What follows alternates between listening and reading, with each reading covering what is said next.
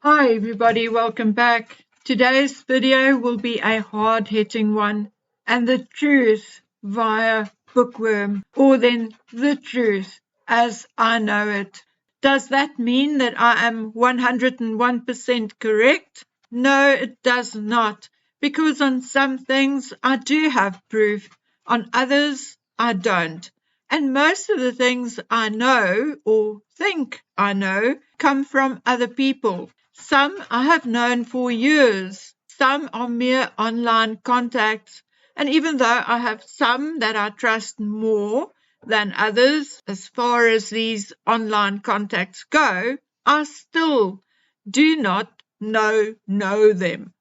Okay, so with that now clear and out of the way, I am obliged to tackle a certain subject for likely the 100th, 200th, I don't know, 300th time, I don't know. Luckily, there is always a new snag. Yesterday, Paula M. invited me to a live stream, and I so wish I could have made it. But at the time of receiving the link, I was just about to post my video. Then, just before the live stream started, I had to give Dragonman a 2-hour practice exam. Yes, my schedule changed since he went back to mainstream school, where I was free in the afternoons, homeschooling him in the morning. I am now free in the mornings while he is at school, and during my mornings, people in the North and South Americas are still asleep. Anyway, I deeply regret that I did not do the live with Paula, because unbeknown to us, we tackled the same subject, and we have a slightly different take on things. But although it may sound like we are polar opposites, we are not, and our basic belief in the matter is the same. And of course, I'm talking about the Harkle children. And be warned, I may mention Paula a couple of times in the video, and I will tag her in it, and I'm going to arrange that live with her, I promise. It's just a matter of when. I think it is becoming important, not for her or for me, but for all of us, because I have information that Paula does not have. Paula has information that I do not have. Lady C has information neither of us have. And I know, for instance, that Piers Morgan has a tiny but crucial bit of information he has not publicly shared, and so on and so forth. We all have a piece of the puzzle, and on our own or individually, we do not have enough to do or prove anything, but together, collectively, we may. So I think this is carried on long enough, and we now have to all stand together and end this farce, this BS, to stop the lies and the embarrassment it has become. Okay, you all, or most of you, know where I stand on the 2 pregnancies. I'm one of those who believe that the children were born via surrogate.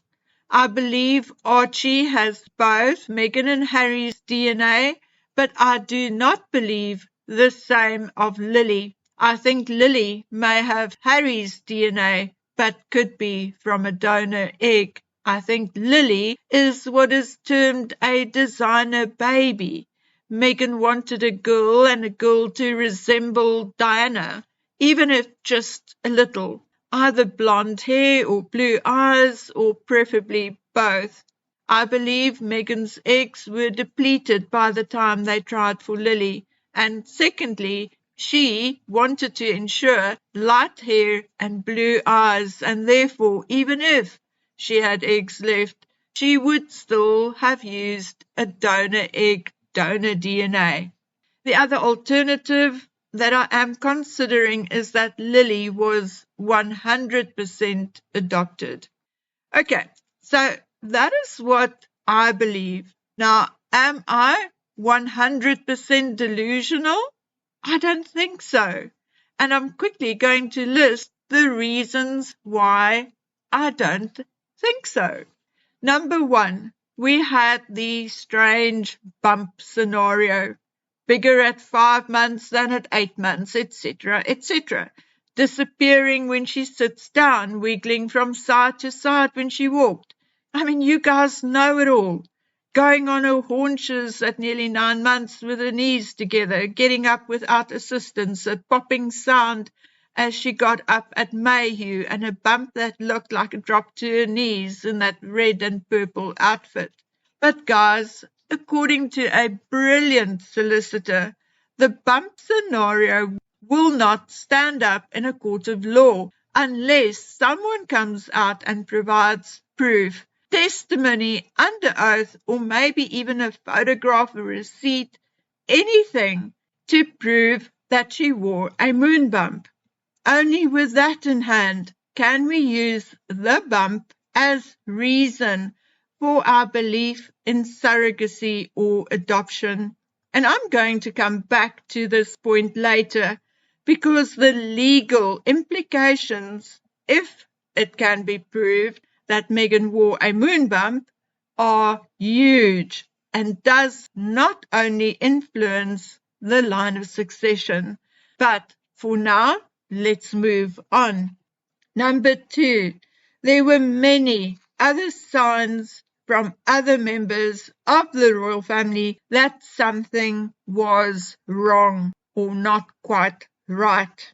Now, I cannot find the particular photograph now, but there was one of Catherine holding a magazine, or maybe it was a glossy Wimbledon itinerary, I don't know. But she was holding it up, and the back referred to DNA. I had a look under 2019 Wimbledon photographs, but it was likely scrubbed from the internet. Then there was the tweet from Kensington Palace stating that the Harkles used a surrogate. Something like, "We regret to inform you that the Sussexes used a surrogate and apologize for any inconvenience caused," something like that. To date, the person who typed that message still has not been caught. Eventually, Kensington Palace tried to ignore it, but too many people had screenshots of it, so they said they had been hacked. Well, I do not think so. Someone else said that it was a prank. Well, what a cruel, cruel prank. So, once again, I do not think so. So, who physically typed that message? A member of the Kensington Palace staff? Or William? Or Catherine? I mean, we can pick or choose. I know what I think. I think the Queen and Prince Charles refused to acknowledge the truth publicly, and therefore William and Catherine tried to get the message across to the public without being too obvious about it. After the birth, there were also doctored and manipulated photographs, particularly the one with the Queen and Prince Philip, but we'll get to that a bit further into the video. Number 3, Meghan and Harry, particularly Harry's own words. Remember Harry pretending to crack a joke and say, "Is it even mine?" Usually, that kind of joke is not very funny or funny at all, particularly not if you are pregnant. Then remember Harry referring to how much the baby changed in 2 weeks when Archie was supposedly just born and supposedly only a day old? Then Harry's description of the actual birth. In my opinion, and that of a few medical professionals that I know, Harry's descriptions were totally unrealistic. For one thing, no woman walks out of a hospital 2 hours after 2 epidurals. Remember, Harry said Meghan had to have a second one because the first one wasn't 100% effective. Number 4, the words of other people versus Harry and Meghan's words. Before the birth, there was a sort of a raffle thing going or doing the rounds as to where Archie would be born, at home, at St. Mary's, or at the Portland. Yes, indeed, I mean the bookies had it all going, betting on absolutely everything. Anything from whether it would be a boy or a girl, to what names they would use, to what the baby would weigh, and so on and so forth. But the hospitals had their own internal staff bets, mostly about where the child will be born, to whether it would be a boy or a girl. However, when the birth was announced publicly, hours after it supposedly happened, staff at the Portland thought the kid must have been born at St. Mary's, and St. Mary's staff immediately assumed he was born at the Portland. Not only was there no sign of Harry and Meghan, but there was no sign of a bunch of bodyguards, drivers, etc., waiting around for them. Remember, staff at both these hospitals are fully accustomed to having VIP berths at their hospital, and usually there is at least a little disturbance in the car park. According to Harry in his book Spare, Doria was in the vehicle with them driving to the hospital, yet he does not mention her once during the actual birthing process. So what happened to Doria? Did she evaporate? A lady with tattoos and dreads, and no one noticed her in a maternity hospital in England? Really? Harry must have heard or became aware of our questions, because in his book he says they entered via a secret elevator. Well, by absolutely pure coincidence, I actually know someone who does not work at the Portland now, or worked at the Portland at the time of the birth, but who knows the Portland like the back of her hand. And when I asked her about the secret elevator, she laughed so hard she nearly choked on her tea. She said, "It is a hospital. It is a hospital, and not Harry Potter's Hogwarts School of Witchcraft." Number 5, doctors and personnel. Archie is indeed 5 years old, and to date we do not know who delivered Archie, who witnessed that child popping out of Meghan Markle's body. First, Omid Scobie and company were told it was Dr. Penelope Law. Omid was so convinced of it that he put it in his book, Finding Freedom. Yet soon it became clear that it wasn't her, because, number one, her husband said she didn't and blasted the newspapers for saying it was her without making sure. Number two, Dr. Law was on holiday with her husband out of the country when Archie was born. Oops. Then it was told to the media and everyone else that it was Dr. Gary Martha. Well, sorry, no. I personally, myself, at quite a few bob, phoned the Portland hospital and pretended that I just heard I was pregnant and I was looking for a good OBGYN, and asked whether Dr. Gary Martha practiced at the Portland, as I heard good things about her, and the Portland was my nearest maternity hospital. Well, I think I blew my cover with that question, because the lady was very, very curt, to the point of being unfriendly, and said no, in no uncertain terms, that Dr. Martha had no privileges at the Portland, not even, she said, teaching privileges. So, my dears, I think I wasn't the first one to phone and ask the question. The point, however, is that it wasn't Dr. Martha either. So 5 years on, ladies and gentlemen, and we have no idea who witnessed Archie's birth but Harry. Oh, before I forget, someone did some snooping at the time and nearly got caught. Not that she accessed private or any medical records. No. All above board. If caught, she may just have been asked why she was looking for this particular information. But there was also no midwife signed in at 5 a.m. on June the 6th, 2019. So answer me and everyone else. Who delivered Archie? Who were the witnesses who actually saw him popping from Megan's body? 5 years on, and we still don't know. So the question is, why? Why hide that?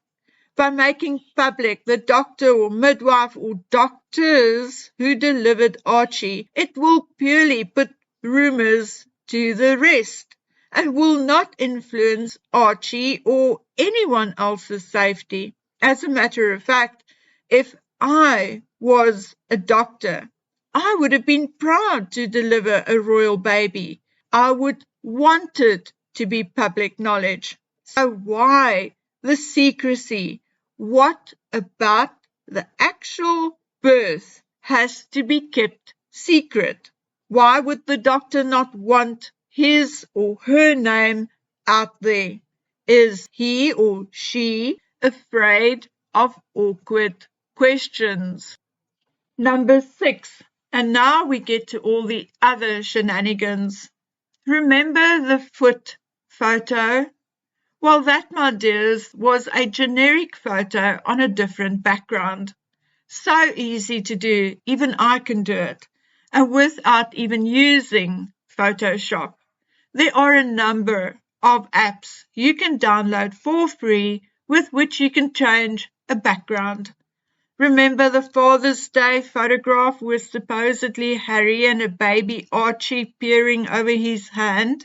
Well, that was also apparently, allegedly, according to Kensington Palace, a generic photograph, except that I know that the baby inserted into that particular photograph was with a 98% likelihood, yes, I had it tested by a professional at the time, baby Rex, Stacey Solomon's son, who was born more or less at the same time. And we all know that the photograph was fashioned after one of Jessica Mulroney's sons and his grandfather. So again, why? A new mother, a new baby, and as we know, to us, our babies are unique. But to people in general, a baby is cute, but a baby is a baby is a baby. So why copy and paste other babies and pretend it is your own? It does not make sense. Unless, number one, there's something wrong with the child, or number two, there was a clause in the adoption documentation preventing them from publishing photographs until the paperwork was made final by the court. Or, of course, there's a third alternative. You are just plain stupid or plain silly buggers. Then the photograph with the Queen and Prince Philip. Different people with different pixel density in the same photograph. The Queen dressed in the same clothing she wore to a horse show. I don't know, folks. Either copy and pasted or it was somehow photoshopped, cleaned up, manipulated. It is not in its original form, and that is all I know. Now, I'll come back to manipulated photographs, but I want to quickly interrupt myself because I do not wish to move too far away from those early months or the first year. So before we talk more about photographs, I'm going to share a personal experience with you. I posted a video. Now, don't ask me which one because it was now, say, almost 4 years ago. I can't even remember exactly when it was, but it was definitely after February 2020. And I think, honestly, I don't know for a fact, but I have screenshots of the DMs, but unfortunately I was dumb and there are no dates showing on them. Anyway, I said something in a particular video which was 100% misunderstood, and somebody DM'd me via Instagram and chewed me out, saying that the royal family are not racist, that she, at the time, I only assumed it was a she, knew them and they are 100% not racist. I went, huh? Because I have said many things about the royal family, but never said that they were racist because I know better. Anyway, that started a conversation and I pointed out to this person that she misunderstood what I said. Later, I found out that English was not her first language, and that is likely why she misunderstood. Anyway, she went back and re-listened, admitted that she misunderstood, and apologized. As a token of how sorry she was, she said I could ask her anything. I asked whether she'd ever seen Archie in the flesh, and she said yes. The first time was when he was supposedly 5 days old. She said that he was a big baby and did not look like a fresh or then newly born baby to her, and she mentioned it to Megan in a friendly manner. Yet Megan took offense and said that he took after her father, who was indeed a big baby, and then Megan left it at that. She also confirmed to me that she had seen Archie in the background when she was on Zoom calls with them after they moved to the United States. I asked her about some photographs and she told me which did not look like the real Archie and which did. I also asked about the christening, and although she was vague about it, or I just couldn't coherently read her English correctly, but she basically confirmed that it did not happen exactly when or how we were told it did. Then she went and deleted her profile from Instagram, and I could no longer communicate with her. I accidentally found out who she was, or I'm about 85% sure I know who it was, but you can kill me, I will never tell. Okay, guys, life is life, and I'm going to stop the narrative right here. I have to go collect Dragonman from school and have a few other things I wish to do, like getting my office ready so I can talk to you live or talk to Paula or whoever else live once in a blue moon. I'm going to continue this, though, until I have talked through it completely and given you everything I know or I think I know. So look out for part 2 and likely even part 3 within the next day or two. Yes, I know some of it is old news, but if you listen carefully and analytically, you will definitely find tiny, minute, but crucial bits of the puzzle. You see, as time goes on, things change. People come and go. Alliances change and circumstances change. So where we protected certain elements in the past, we no longer have to. Anyway, guys, I really have to run before I'm late. Take care and see you soon. Bye.